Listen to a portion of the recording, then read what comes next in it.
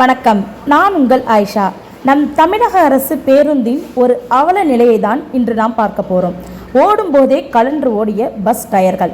இதை பற்றின ஒரு வீடியோவை நான் உங்களுக்கு இதில் ஷேர் பண்ணியிருக்கேன்.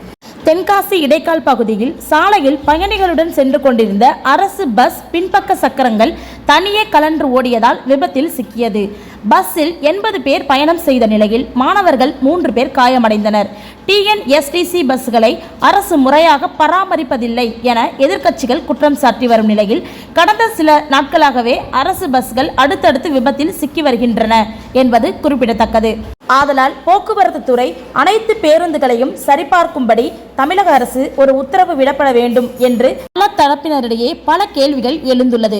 இதன் அடிப்படையில் நம் தமிழக அரசு போக்குவரத்து துறைக்கு உடனடியாக பேருந்துகள் புறப்படுவதற்கு முன் அது சரியான நிலையில் உள்ளதா என்பதை தெளிவு செய்ததுக்கு பின்புதான் பேருந்து எடுக்க வேண்டும் அப்படிங்கிற ஒரு ஆர்டரை பாஸ் பண்ணணும்னு எதிர்பார்க்குறாங்க.